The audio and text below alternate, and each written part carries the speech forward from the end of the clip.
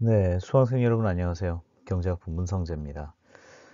이제 9주차 강의를 이제 하게 됐고요. 이번 시간을 포함해서 이제 기말고사까지 이제 모두 7번의 시간이 남아 있습니다. 이제 지난주 이제 8주차 때 이제 우리 학생분들이 이제 중간고사를 보셨는데요. 제가 이제 학기 초부터 여러 번 말씀드리고 있지만은 이번 학기가 굉장히 이제 좀 우리에게 의미가 있는 것은 상대평가가 아닌 상태로 지금 학기가 운영이 되기 때문에 이제 저로서는 좀 더 도전적인 시도들을 해볼 수가 있어요. 그래서 말하자면 이제 변별력이라고 하는 요소를 감안하지 않고 여러분들이 아셨으면 하는 내용들을 전달하고 그 컨셉이 전달이 되면 사실은 그 교육의 목표가 달성이 되는 것이죠. 그리고 사실 아느냐 모르느냐의 그 게임이 돼버린다고 한다면은 사실은 학점 부여라는 것이 이렇게 벨커브를 이룰 수는 없을 거예요. 그렇죠? 그렇기 때문에 사실 상대평가를 한다고 하는 것은 여러분들을 그 표준 편차가 아니고 표준 정규 분포 안에 여러분들을 밀어놓고서 사실 그 벨커브 안에서 인위적으로 그 이해 정도를 나눈다는 의미가 있는 건데 지금은 이제 죄송합니다. 수업의 목표 자체가 이제 그렇지는 않기 때문에 결국 이제 시험의 목적 자체도 여러분들이 이제 알아야 하는 것들을 알고 있는가를 점검하는 의미가 있고, 그래서 제가 이제 게시판에 말씀드릴 때도 그냥 건강검진 받는 기분으로 정기적으로 우리가 병원에 한 번씩 가잖아요. 안 가시나요? 하여간 그래서 이제 그런 느낌으로 이제 시험을 보면 좋겠다 이런 생각을 하고 있었죠. 그래서 그런 느낌으로 이제 사실은 시험 문제를 출제를 했었고요. 그래서 이제 그러한 걸 바탕으로 이제 여러분들의 시험 성과를 이제 제가 지난주 동안 이제 간간히 봤었어요. 그래서 봤었는데 일부 개념들은 좀 눈에 띄게 정답률이 좀 떨어지는 문제들도 있었습니다. 그래서 아마 해당 부분에 대한 설명이 좀 적절치 않았거나 아니면 여러분들이 이해하기 좀 까다로웠거나 아마 그랬었을지 않을까 하는 생각이에요. 그래서 제 경우에도 사실 뭐 학부를 제가 언제 나왔겠어요. 그러니까 상당히 예전이긴 합니다만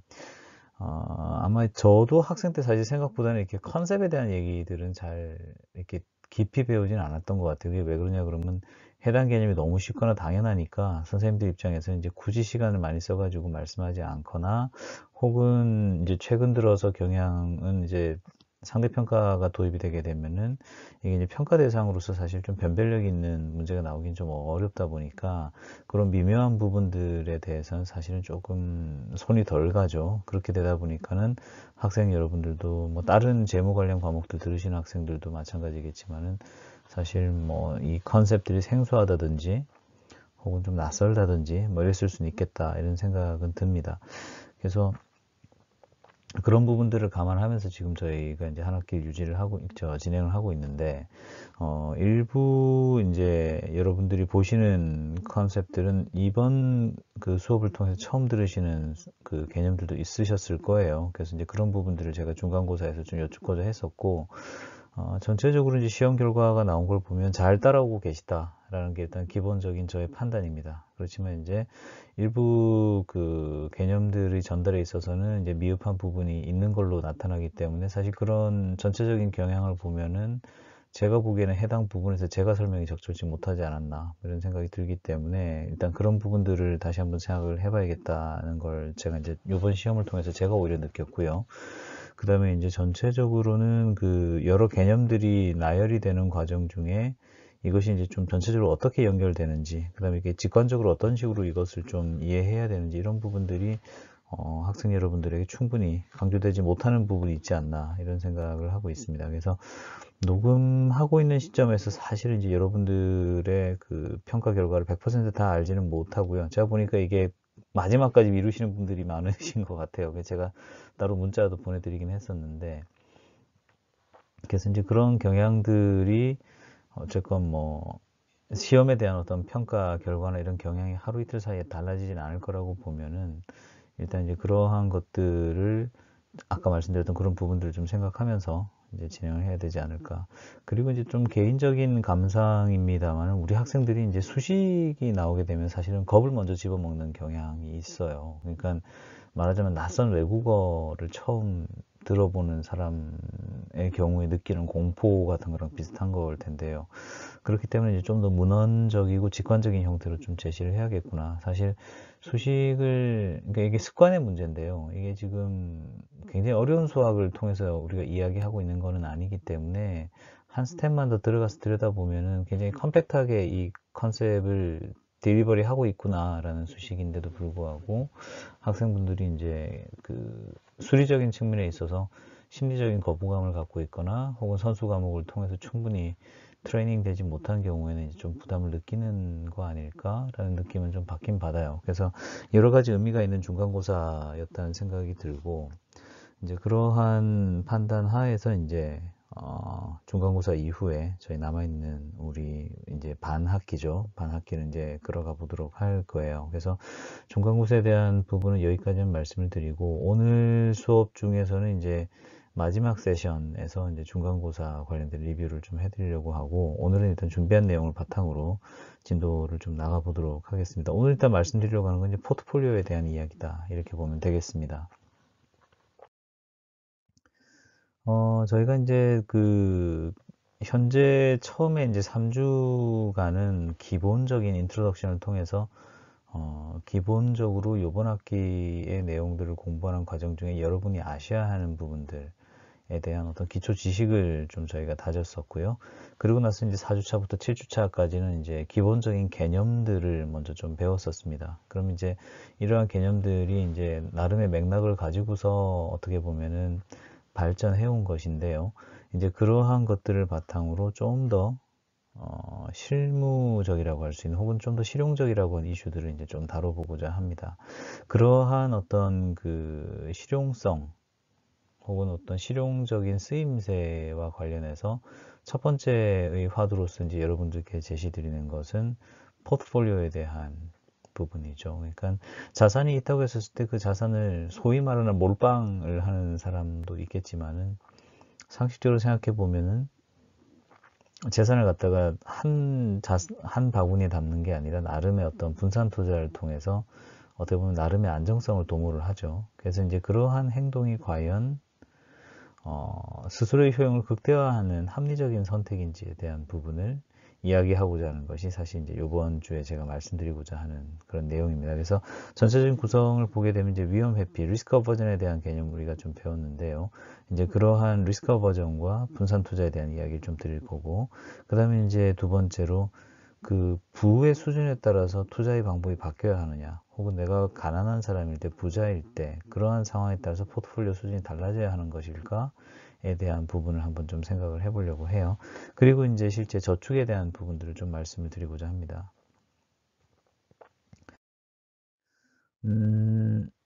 학기 초에 사실 좀 제시가 되면 좋았는데, 제가 이제 중간고사를 보면서 이제 느낀 것은 전체적인 로드맵을 한번 좀 보여드리고 중간중간 체크를 하면서 갔었으면 좀 더 좋았겠다라는 생각을 좀 뒤늦게 하게 돼요. 특히 중간고사 결과를 보면서 그런 생각을 했는데, 그런 관점에서 이제 전체적으로 지금 이제 생각하고 있는 어떤 학기에 대한 로드맵을 이제 좀 보여드리고자 해서 슬라이드를 준비를 했습니다.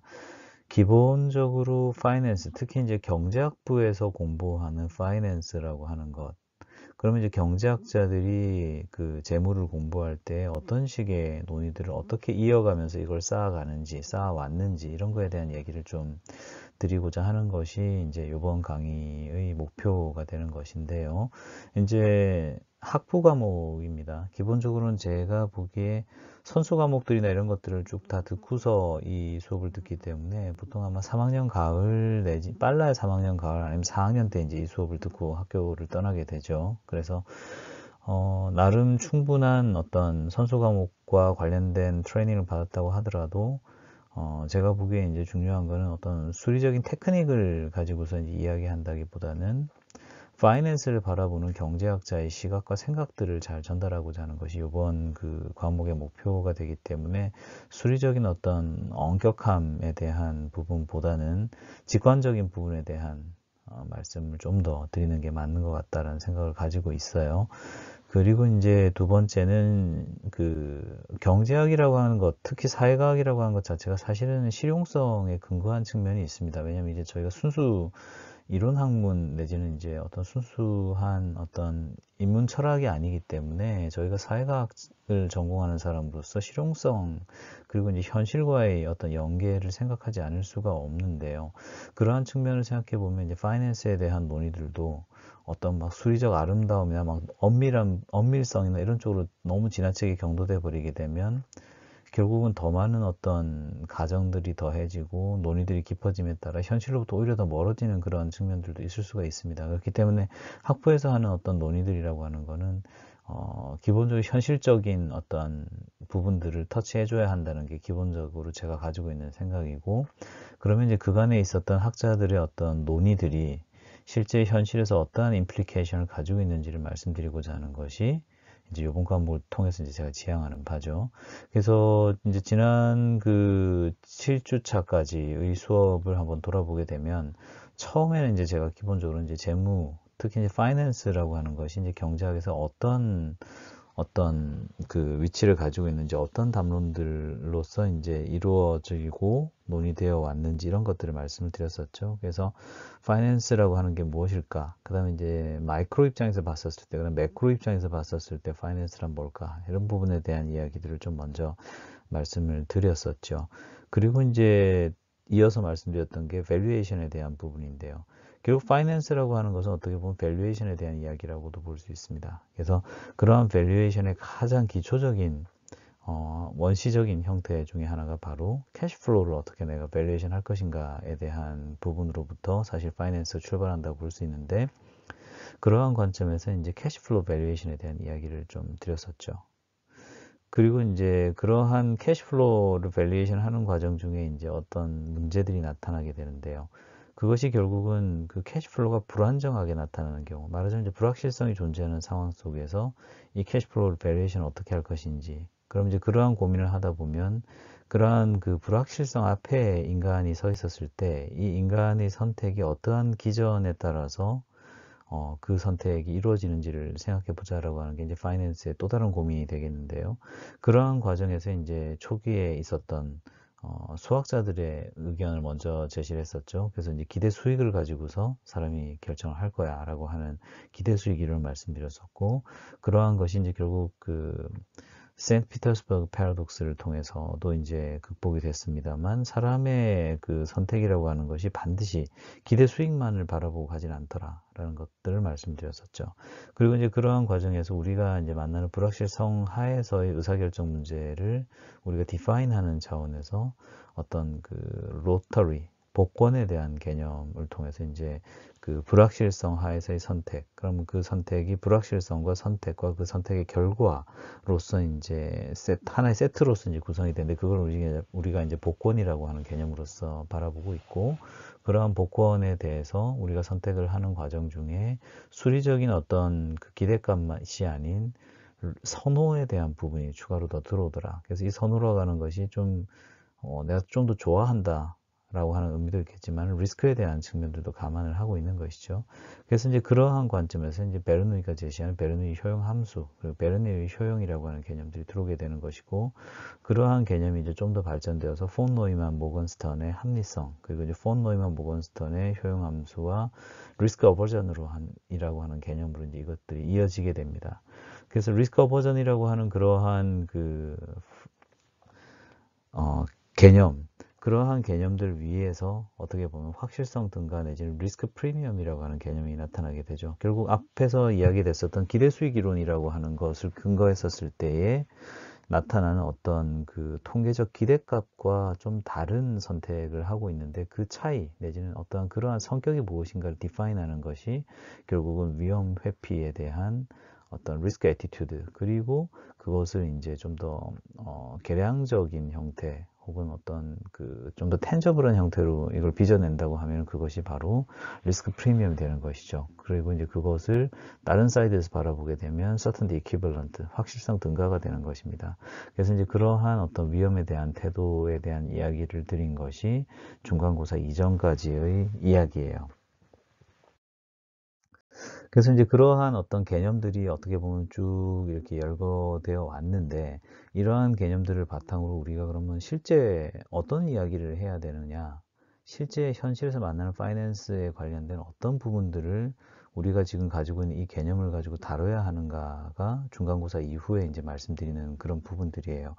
사실 어떻게 보면 하나하나 만만치 않은 이슈일 수도 있고, 학부에서 과연 이제 이걸 다루는 게 맞나? 적어도 한 대학원생이 됐었을 때 이야기하는 게 맞지 않나? 이런 생각도 들지만, 제가 보기에는 전달하기에 따라서는 시사하는 바가 있는 논의들이라고 생각이 되기 때문에, 사실 이제 제가 한번 해보는 측면이 있어요. 제가 이제 국내외 이제 강의 사례들도 이제 재무경제학 강의를 한번 너가 해봐라 이렇게 이야기 들으면서 서치를 해봤는데, 학부 강의들로서 보통 재무경제학 강의를 가게 되면 사실은 제가 이제 경영학과 출신이잖아요. 경영학 출신으로 이제 학부 석사를 했으니까 사실은 학부 때 재무경제학 타이틀을 가지고서 이제 여러분들한테 전달되는 내용들이 보면은 결국은 이제 경영학과에서 하는 투자론하고는 크게 차이가 없는 부분들이 있었는데요.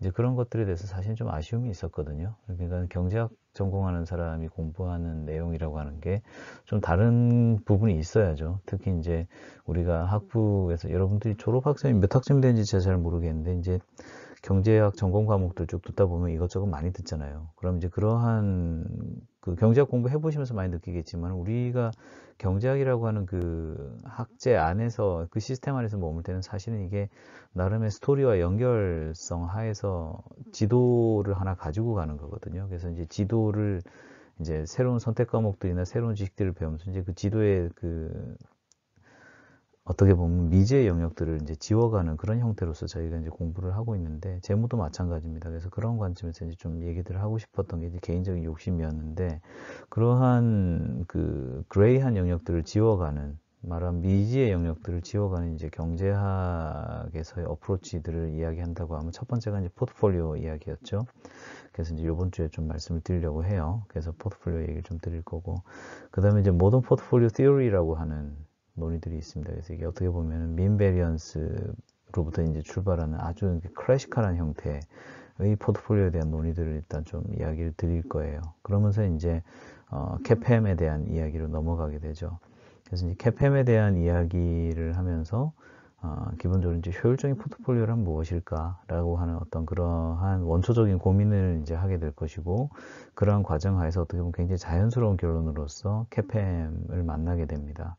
그리고 이제 그러한 캐팸에 대한 논의를 바탕으로 해서 이제 에로드블 프라이싱과 마틴게일 프라이싱에 대해서 조금 공부를 해보고 아마 이번 학기를 마치게 되지 않을까 하는 것이 현재까지의 저의 생각이에요. 그래서 보통 CFA나 이런 거 준비하시는 학생들도 많고, 그 다음에 이제 금융회사 취직을 위해서 이제 이런저런 자격시험을 공부를 하다 보면 이 캐팸 같은 것들도 만날 수 있고, 뭐 APT 같은 것도 만날 수 있고 하게 되는데, 사실은 이제 시험 내진 평가 혹은 합격을 목적으로 하는 공부가 돼버리다 보면은 어떻게 보면은 커피를 마시는데 에스프레소를 딱 마시고 치우는 거예요. 무슨 말이냐 그러면 이걸 좀 드립을 한다든지 뭔가 다양하게 해서 향을 더 끌어올린다든지 천천히 음미한다든지 할 수 있는데, 이제 그러한 부분들은 이제 싸그리 다 무시하고 고압으로 왕창 추출한 다음에 얼른 마시고 이제 다음 일 하러 가는 거죠.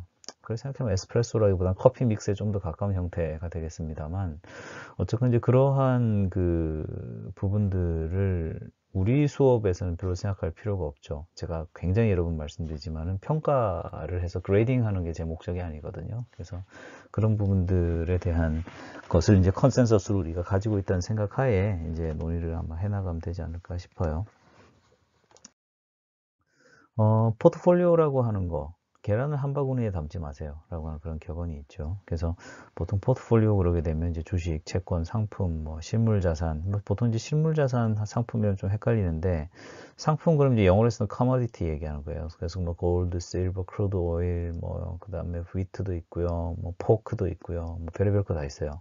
심심하시면 아마 나중에 저 시카고 머킨타일 익스체인지 그래갖고 CME 홈페이지 한번 가보세요. 굉장히 다양한 파생 상품들이 장내 파생의 형태로서 사실 올라와 있죠. 그래서 이제 그런 것들이 이제 실물 자산이라, 저희 상품이라 그러고요. 그 다음에 이제 보통 실물 자산은 리얼 에셋을 얘기하는데, 뭐 부동산이라든지 뭐 각종 여타 대체 투자들 얘기하는 거라고 보면 보면은 크게 어긋나는 게 없을 것 같습니다. 그리고 이제 현금 내지 이제 현금 등가물로서 구성된 어떤 일련의 자산들의 바구니죠. 이러한 포트폴리오 투자를 함으로써 사실 얻을 수 있는 여러 가지 효과가 있겠습니다만 제일 먼저 생각나는 건 수익률 제고죠. 수익률을 올리기 위해서 현금만 들고 있으면 될 거를 굳이 불편을 무릅써가면서 주식도 사고 채권도 사고 뭐 여러 가지 행동들을 하는 겁니다. 그러면서 이제 어떻게 보면 리스크 테이킹을 좀 더 하고 그 대가로서 이제 그 리턴을 테이크하는, 그래서 보통 우리가 일드 픽업이라 그러죠. 그래서 이제 그러한 행동들을 합니다. 그리고 이제 두 번째 효과로서는 리스크에 대한 부분 생각해 봐야 되는데, 분산 투자를 함으로써 어떤 단일 자산에 올인했었을 때보다는 좀 더 리스크를 분산할 수 있겠죠. 그래서 이제 그런 부분들이 어떻게 보면 포트폴리오의 취지라고 할 수 있는 것이고, 최근 요 한 2, 3년 새 저 개인적으로도 이제 제 커리어상 인연이 좀 있었지만은 ETP 내지는 패시브 인베스팅이라고 하는 것이 이제 많이 좀 논의들이 이루어지고 있어요. 그래서 ETP 그럼 보통 ETF, ETN을 묶어서 얘기하는 건데, 이제 그런 상장되어 있는 인덱스 펀드들을 이용해서 말하자면 좀 더 쉽고 캐주얼하게 자산 배분을 직접 할 수 있는 그러한 형태의 투자 방법들도 굉장히 많이 논의가 되고 있어요. 그래서 투자 관련된 동아리 활동을 한다든지 관련된 공모전이라든지 이제 이런 거를 한 학생들은 뭐 아마 이 얘기들은 들어보신 이야기들일 것이고, 나중에 이제 사회에 나간다고 하더라도 아마 여러분들께서 좀 관심 가지면 좋지 않겠나 싶은 생각은 듭니다. 그래서 포트폴리오라고 하는 걸 통해서 내 자산을 관리한다. 그리고 이제 그러한 자산을 관리하는 과정 중에 분산을 하는데, 그런 분산을 하는 도구로서 이제 ETF나 ETN 같은 그런 상품들이 있음으로써 이제 포트폴리오 투자가 더 쉬워지는 그런 측면이 있다라는 것이고요.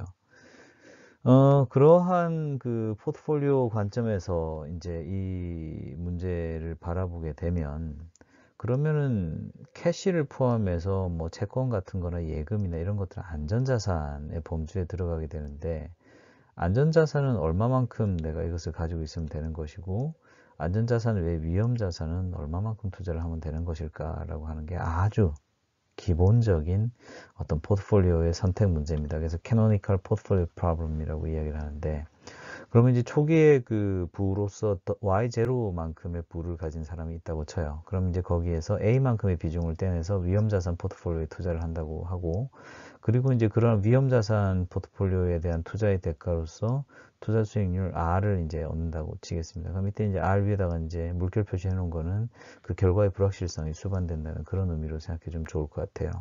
그러면 이제 Y0의 부에서 A만큼 위험자산을 투자를 했으니 안전자산으로 가는 부분은 Y0-A죠. 그리고 안전자산에 대한 수익률로서 이제 리스크 프리 레이트를 의미하는 RF가 있습니다. 실용적인 의미 내지는 실무적인 의미에서 실제 그 투자 실무를 하게 되면 사실 제일 어려운 결정 중에 하나가 어떻게 보면 바로 이 캐노니컬 포트폴리오 프로블럼이에요. 왜냐 그러면 사람이 기본적으로 가만히 있질 못해요. 무슨 말이냐 그러면 수중에 돈이 있으면 그걸 반드시 써버리든지 투자를 하든지 뭔가를 하고 말지 가만히 현금만 들고 가만히 버티지를 못해요. 사실 좀 그런 측면도 있어요. 그래서 theoretically 이제 이 논의 자체가 어떻게 보면 현금을 들고 가만히 있으면 될 걸 왜 투자를 하냐라고 하는 그런 부분으로서 어떤 논의의 단초를 제공한 측면도 있지만, 다른 한편으로 생각해 보면은 현실적으로도 돈을 들고 있으면 사람들이, 여러분들 절대 가만히 있지 못합니다. 내가 단언할 수 있어요. 아마 영원히 그러지 벗어나지 못하실 수도 있어요. 그래서 개인적으로는 저도 이제 투자 경력이 이제 뭐 거의 수십 년 되죠. 그렇게 되니까, 그러니까 사실은 현금 비중을 가지고서 전체적으로 리스크 통제를 하는 게 저의 리스크 관리 기법의 첫 번째거든요. 물론 이제 그 앞단에 로스컷도 기본적으로 제가 이제 사용을 하지만은, 그래서 현금 관리라고 하는 것이 사실은 굉장히 어려운 부분이에요. 심리적으로 좀 어렵고, 그 다음에 이제 theoretically 이제 이론적인 측면에서도 의미가 있고, 그 다음에 실무적으로도 현금 관리가 되게 힘들고, 그 다음에 이제 실제 생활하면서도 이제 유효 현금을 얼마 부분 유지를 해야 되는데, 이제 그런 부분들이 사실 굉장히 좀 어렵습니다. 그래서 이제 이 논의가 어떻게 보면 클래시컬한 논의이면서도 실용적인 측면이 있는 논의죠. 자, 그럼 원래의 논의로 다시 돌아와서, 그럼 내가 제로 시점에서 Y0의 부를 갖고 있다가 투자를 통해 가지고 원 피리어드가 지나서 이제 Y1이 됐어요. 근데 문제는 이제 Y1이라고 한 거에 불확실성이 있죠. 왜? 위험자산에 투자했으니까 위험자산 수익률이 특정되지 않아서 그래요. 그러면은 결국은 Y0 마이너스 A 한 것만큼 그 리스크 프리 레이트를 받는다고 하게 되면은 1 플러스 RF를 내가 수익률을 받을 텐데 A만큼 위험자산을 투자했다고 하게 되면 그 포트폴리오가 어떻게 구성되는지 잘 모르겠으나 평균적으로 R이라고 한다 그러면 1 플러스 R만큼의 어떤 수익을 얻게 되겠죠. 위험자산으로부터.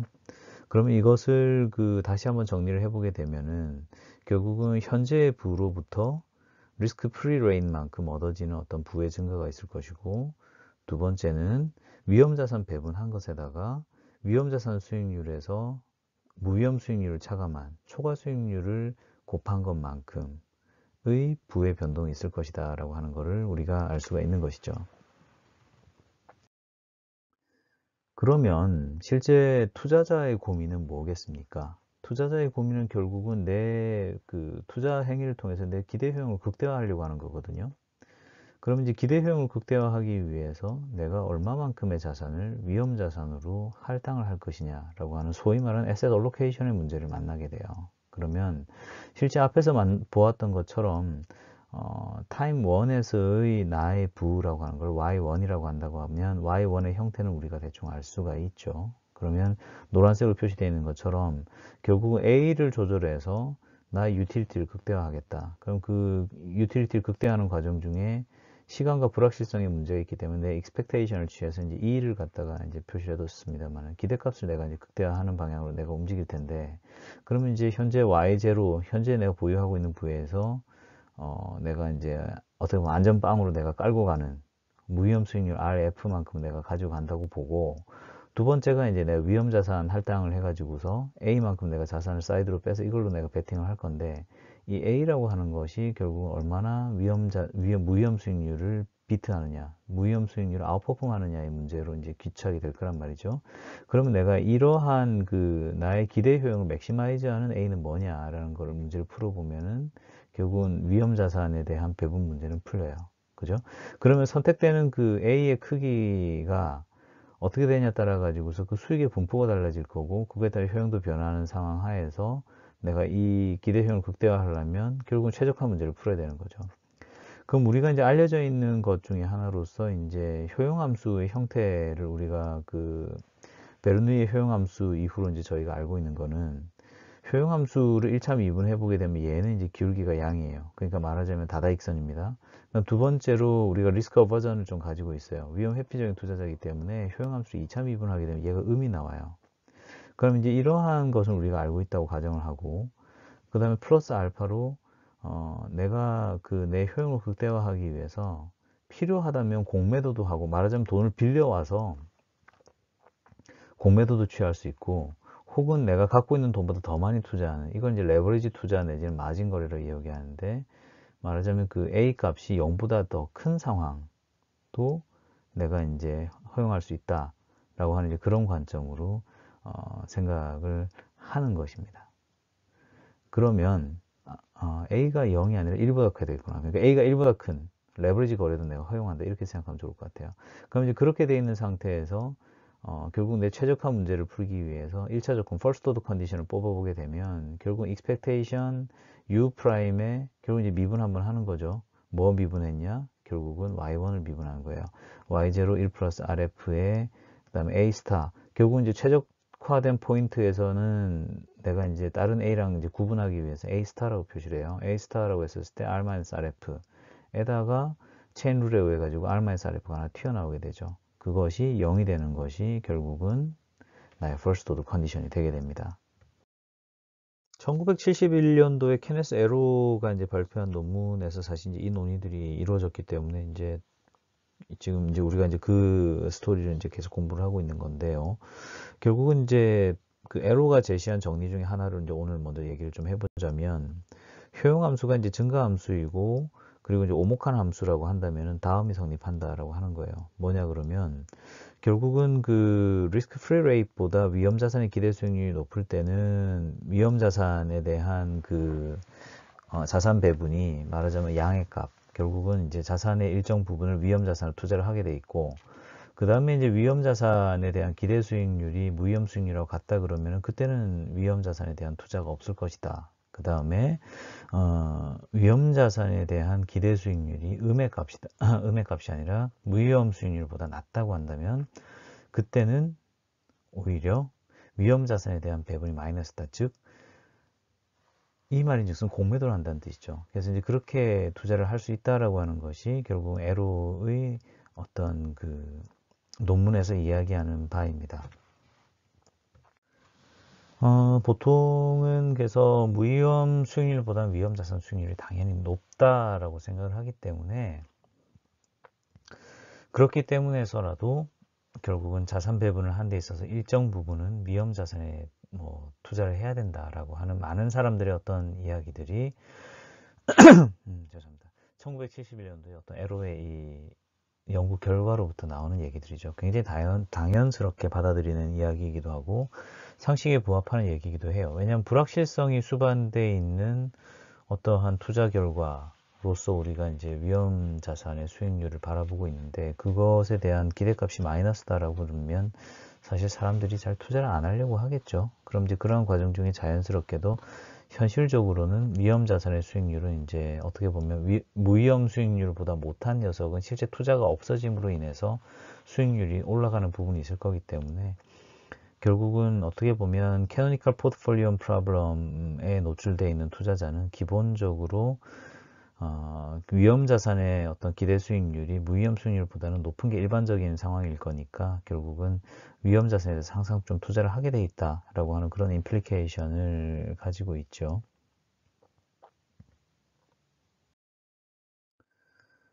좀 얘기가 길어지다 보니까 첫 번째랑 두 번째 시간이 이제 지금 브레이크 없이 좀 계속 좀 가고 있어요. 양해를 좀 해주시면 좋겠고.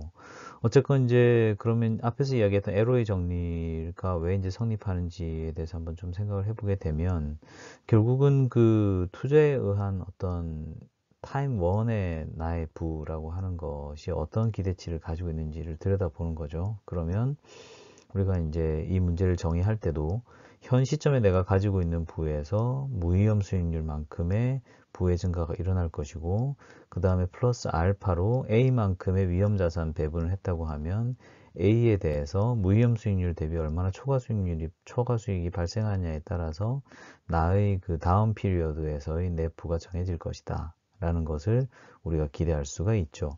그러면 이제 이러한 상황에서 지금 이제 그 우리 슬라이드 상으로 이제 그 노란색으로 표시되어 있는 이 부분이 어떻게 보면은 우리가 이제 다루고자 하는 키가 되는데요. 이 기대 효용 함수에 대해서 이제 도함수를 하나 정의를 하는데 우리가 FA라고 정해 봅시다. 그러면 이제 결국은 이 FA라고 한 녀석은 결국은 그 분산 투자에 따른 기대 효용 함수의 도함수 형태가 되는 것이고, 그럼 그 도함수의 형태를 가만히 들여다보게 되면, 결국 제가 이제 노란색으로 표시를 해뒀는데, expectation U'의 Y0 1 플러스 RF, A의 R-RF에다가 R-RF를 곱한 거가 결국 이제 우리가 찾으려고 하는 어떤 기대 효용의 도함수 FA가 됩니다. 그러면 이제 실제 이 FA라고 하는 거에 대해서 이제 좀 고민을 해보면 왜 이제 우리가 이 녀석을 고민하냐 그러면 결국 앞에 슬라이드에서 나왔지만은 최적의 A 값을 찾기 위한 방법인데요. 최적의 자산 배분이 일어난 포인트 A 스타에서는 결국은 FA 스타가 0이 될 거다. 왜냐면 도함수가 빵이 되는 지점에서 1차 조건이 만족할 테니까 라는 이제 그런 생각을 하기 때문에 이제 이 함수에 대해서 고민하는 거예요. 그러면 이제 실제 이 함수가 어떤 녀석인지 성격을 한번 따져봅시다.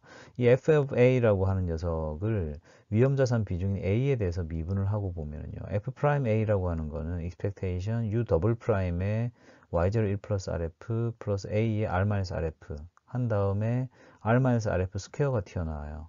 그러면 이제 이 말인즉슨 우리가 가만히 다시 들여다보게 되면 베르누이의 유틸리티 펑션에서는 u 더블 프라임은 네거티브예요. 음의 값이 되기 때문에 제가 이제 파란색을 좀 표시를 해뒀고 그 다음에 이제 리스크 프리미엄이라고 할 수 있죠. R-RF의 스퀘어는 결국 이제 제곱한 거니까 양이 될 수밖에 없습니다. 그러면은 F'A라고 하는 녀석은 결과적으로 음의 값을 가지는구나. 이게 무슨 말이냐 그러면 결국 FA라고 하는 거는 A가 커짐에 따라 감소하는 감소함수구나 라고 하는 걸 알 수 있죠. 즉 기대 효용 함수라고 하는 녀석의 도함수는 기본적으로는 감소함수다. 즉 위험자산에 대한 배분을 많이 할수록 기대 효용의 어떤 기울기 자체는 점점 작아질 것이다 라고 하는 것을 우리가 알 수 있는 겁니다. 그러면 일단 논의의 출발점이 될 수 있는 거는 내가 현금 100%를 들고서 가만히 있는 상황이잖아요. 그럼 이제 그러한 상황을 우리의 어떤 그 논의의 출발점 내지 베이스라인이라고 생각하고 그 관점에서 A는 제로인 상황에서 한번 출발해 보겠습니다. A가 제로인 상태에서 F of A가 제로다. FA가 A 자리에 0을 넣었어요. 그럼 F0는 뭐냐? expectation U'에 Y0에 1 플러스 RF에다가 0 곱하기 R-RF가 돼버리죠. 그리고 리스크를 우리가 할당 안 했, 리스크 에셋에 우리가 내 자산을 할당 안 했으니까. 그 다음에 이제 그 밖에 튀어나와 있는 아래 R-RF 텀은 살아있어요. 그럼 실제 F0는 뭐냐? 라고 하게 되면 U'에 Y0에 1 플러스 RF. 그 다음에 expectation R에 R-F 한 거. 이렇게 나온단 말이죠. 그럼 이제 부호를 따져보게 되면은 결국은 이 상태에서 우리가 알 수 있는 건 뭐냐 그러면 F0라고 하는 거는 이게 값 자체로만 놓고 보게 되면 양의 값이구나 라고 하는 걸 알 수 있어요. 왜 그러냐 그러면 결국은 그 1 플러스 RF, 특히 이제 무위험 수익률 같은 경우는 우리가 이제 0보다 크다라는 것을 가정을 하는 거고, 그 다음에 내가 현재 보유하고 있는 부도 0보다 크다고 가정을 하고 나면은 결국은 expectation R의 R-F, RF라고 하는 거, risk free rate보다는 높은 무위험 수익률보다는 더 높은 위험자산 수익률을 우리가 기대하기 때문에 결과적으로 F0라고 하는 거는 양이지 않을까 이렇게 생각할 수가 있는 거죠. 그럼 이 말인즉슨 어떻게 되냐 그러면 FA라고 하는 거는 내 기대 효용의 기울기, 기대 효용 함수의 도함수였거든요. 근데 F0 시점에서 봤었을 때, 즉 위험 자산의 자산 배분을 하지 않는 상황에서 내 기대 효용에 대해 생각해 보면 기대 효용의 기울기가 양이에요. 이 말인즉슨 위험 자산에 대해서 내 자산 배분을 조금 늘리게 되면 내 효용이 증가될 여지가 있다는 얘기죠. 이해가 되시나요? 그러면은 위험 자산에 대한 배분을 얼마만큼 늘렸을 때에 내 기대 효용이 맥시마이즈 될 수 있느냐라는 문제로 다시 넘어가게 되는 것이죠. 그러면 이제 내가 위험 자산 배분을 늘리긴 늘리는데 어디까지 늘리면 되느냐에 대한 고민을 이제 해야 되는데 앞에서 봤던 것처럼 F'A라고 하는 건 음의 값이었습니다. 결국은 위험 자산 배분을 계속 늘려 나가다 보면은 FA는 감소 함수니까 A가 커지다 보면 어느 순간인가는 FA는 0인 순간을 만날 것으로 우리가 기대를 할 수가 있죠. 그러면 그 순간이 바로 A 스타, 즉 투자자의 효용이 극대화되는 어떠한 포인트라고 하는 것을 우리가 알 수가 있을 것이고 그 포인트를 지나서 더 많이 그 위험 자산으로 내 그 보유하고 있는 자산을 할당하게 되면 그 순간부터는 나의 기대 효용은 점점 감소할 것이다 라고 하는 것을 알 수가 있어요. 이 부분이 이제 어떻게 보면 우리가 이 논의를 하는 어떤 그 이유예요. 그래서 천천히 한번 생각해 보시기를 바랍니다. 그러한 관점에서 우리가 이제 그 위험 자산에 대한 기대 수익률이 무위험 수익률보다 큰 어떠한 그런 상황을 가정을 하고서 한번 생각을 해 보겠습니다. 그러면 이제 그러한 상태, 즉 expectation R에 RF를 뺀 이 녀석의 양의 값이다 라고 하게 될 때는 그럼 천천히 한번 생각해 보죠. F'A는 음이었어요. FA는 감소함수예요. 그러니까 기울기 자체는 이제 아래쪽으로 이제 쭉 내려가는 형태가 될 거고. 그 다음에 expectation R에 RF를 뺀 값이 양이었기 때문에 F0에서는 결국 이 녀석이 양의 값을 지닐 것이다 라는 것을 알 수가 있죠. F0 값이 양이구나 라고 한 걸 이제 우리가 알게 됐어요. 우리 지금 이 그림에서는 보라색으로 표시가 되어 있죠. A 값이 0일 때 F0라고 하는 거는 Y축상에서 이제 0점인 그 오렌지색보다는 위에 이제 위치를 하게 돼요. 그 다음에 이제 우리가 위험자산 배분을 점점 늘려요. A 값이 점점 오른쪽으로 가는 거죠. 그럼 이제 그렇게 되는 상황에서는 어떻게 됩니까? 점점 FA가 작아지다가 결국 이제 도함수의 기울기가 점점 0으로 가다가 도함수의 기울기가 0이 되는 포인트, 즉 연두색으로 표시되어 있는 A 스타 포인트에서 FA가 0이 되는 지점을 만나게 돼요. 결국은 내 자산에서 A 스타만큼 위험 자산으로 배분하게 되면 내 기대 효용 함수의 어떤 기울기가 0이 되는 지점을 만날 수 있을 거다라는 것이죠. 그렇기 때문에 결국 위험자산에 대한 어떤 투자 수익률의 기대값이 무위험 수익률보다 크다고 한다면은 위험자산에 대한 배분을 함으로써 내 효용을 더 높일 수 있는 여지가 있다라고 하는 것을 우리가 알 수 있는 것입니다. 그러면 우리가 이제 위험자산에 대한 어떤 기대 투자 수익률이 무위험 수익률보다 큰 일반적인 상태를 살펴봤었을 때는 위험자산에 대한 배분을 통해서 내 그 효용이 더 커질 수 있는 여지가 있다는 걸 우리가 알게 됐잖아요. 그럼 이제 그러한 걸 좀 다른 각도에서 한번 생각을 해보는 거죠. 만약에 이제 무위험 수익률하고 위험자산에 대한 기대 수익률이 같은 상황이 됐다고 쳐요. 그럼 이제 결과에 대해서 불확실성이 존재하는 어떤 그런 상황에서도 과연 사람이 위험자산에 투자를 할까라고 하는 생각을 하게 되는데, 뭐 당연히 안 할 걸로 생각됩니다만 한번 따져보죠. 어떻게 되는지. expectation R-RF가 0인, 즉 expectation R이 RF랑 같은 어떤 그런 상태에서 어떻게 되나를 이렇게 따져보게 되면 F'A가 그 음의 값이니까 FA가 감소함수라고 하는 거는 달라지지 않아요. 그렇죠? 그 다음에 이제 expectation R이 RF입니다. 그렇기 때문에 결국 이러한 상태에서 따져보게 되면 A'이라고 하는 녀석은 결국은 그 F0에서 효용이 극대화될 거다라고 하는 것을 우리가 알 수 있죠. 그렇게 되기 때문에 결국은 그 위험자산의 기대 투자 수익률이 결국은 무위험 수익률과 같은 어떤 그런 상태에서는 위험자산에 대한 배분을 할 필요가 없어져요. 결국은 그 위험자산에 대한 그 투자 수익률의 기대값하고 무위험 수익률의 차이가 결국은 그 f of a 값을 구하는 텀으로서 들어가 버리는데, 그 expectation R-RF가 0이 돼 버리게 되면은 결국은 그 자리에서는 0이 나와 버리거든요. a가 0일 때 0이 나와 버리게 되거든요.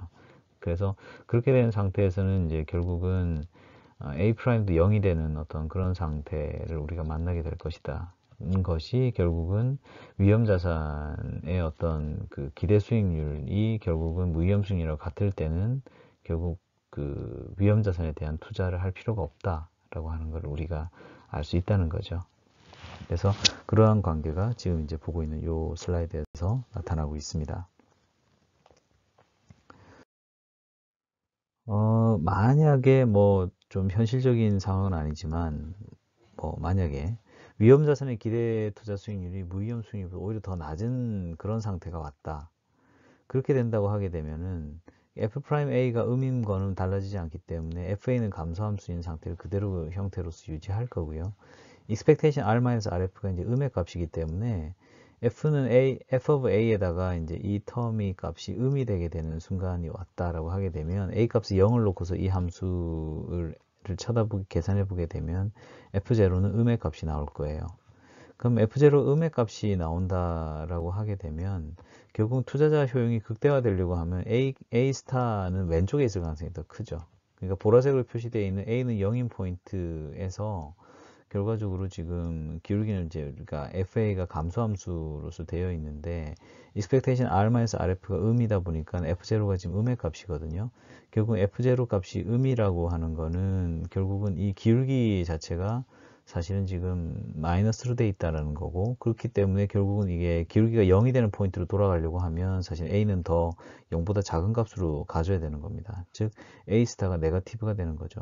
그래서 위험자산의 기대 투자 수익률이 무위험 수익률보다 낮다고 한다면 위험자산에 대해서는 오히려 공매도를 해줘야 되는 게 맞다라고 하는 그런 논리가 성립하게 됩니다. 그래서 이게 결국은 생각하기 나름인데요. 기대 수익률이 양인 것만 우리가 위험자산으로서의 자격을 가진다라고 생각하게 되면, 거꾸로 생각해 보게 되면 이렇게 되는 거예요. 파이낸스의 논리에서는 무위험 수익률보다 기대 수익률이 높은 녀석이 위험자산으로서 일단 분류가 되는 거고요. 만약에 위험자산이긴 한데 이 위험자산, 즉 그 결과의 리턴이 약간 좀 랜덤한 녀석인데 이 녀석이 만약에 이제 기대 수익률이 음인 어떤 그런 자산이 있다라고 하게 된다면 그때는 투자 비중이 마이너스로 가야 된다, 즉 공매도를 해야 된다라는 것으로서 이제 이야기를 하고 있는 거죠.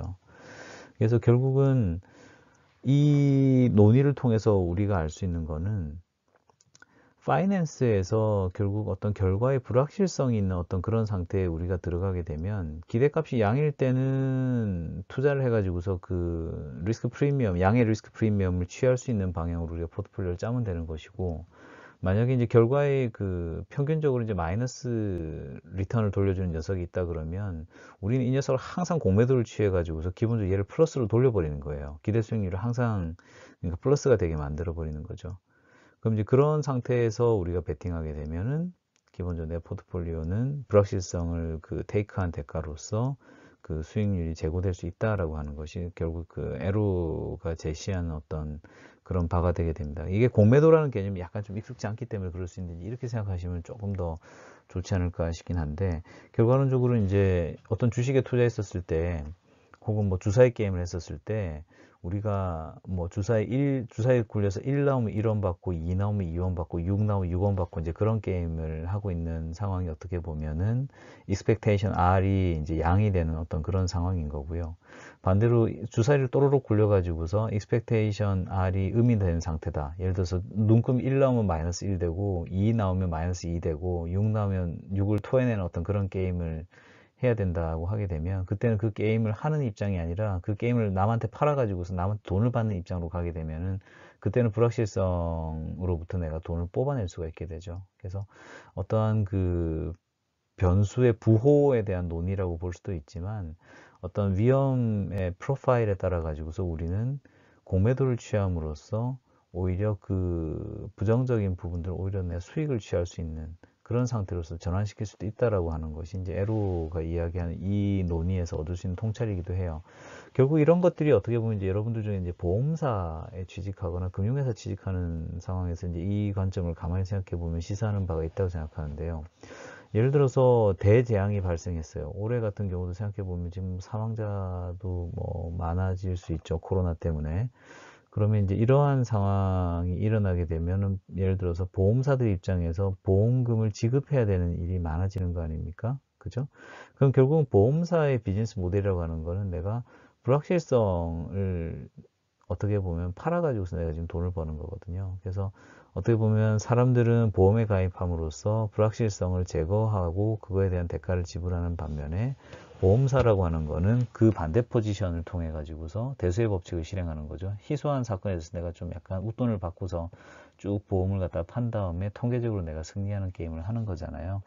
그런 것과 비슷한 겁니다. 그러니까 개별 상태로 봤었을 때는 사실은 어떻게 보면 기대값이 0에 형성되지 않고 보험사의 게임이라고 하는 건 항상 양의 값이 세팅되는 그러한 상태로서 보험사는 어떻게 보면 안정적으로 수익을 가져가고 개인은 대수의 법칙이 제공되지 대수의 법칙을 누릴 수가 없죠. 나는 내 인생은 나 한 사람의 인생이지 100만 명의 인생을 내가 다 사는 게 아니기 때문에 그러면 어떻게 보면은 개인은 보험에 가입함으로써 내가 코스트를 지불하는 것 같지만 내 불확실성을 갖다 통제하는 효과를 얻게 되고 그것이 어떻게 보면은 보험이 사회에 보험회사가 사회에 기여하는 거거든요. 마찬가지로 금융회사도 마찬가지입니다. 내가 어떤 돈을 빌려주게 된다, 여신을 한다라고 하게 되면 그 여신을 통해 가지고서 일부 프로젝트는 부실이 나게 될 거예요. 즉 우리가 이제 앞부분에서 배웠던 슈페터 같은 경우는 내가 혁신의 그 게이트키퍼 역할을 하게 된다라고 얘기를 했잖아요. 금융인이. 결국은 그럼 어떤 프로젝트는 부실이 나고 어떤 프로젝트는 좋지만 결과론적으로는 이 사람이 꾸준히 옳은 판단을 하게 되면은 종합적으로는 성공하는 프로젝트를 많이 갖게 될 것이고 그거에서 이자 수익도 얻게 되겠지만 다른 한편으로 돈을 빌리는 쪽에서 보게 되면은 성공하는 프로젝트는 어떻게 보면 자금을 조달했기 때문에 해당 프로젝트를 할 수 있고 그럼으로써 내가 수익을 얻는 거잖아요. 그래서 그런 관점에서 보게 되면은 사실 이제 금융이라고 하는 행동이 이제 의미가 있는 그런 일이 되게 되겠죠.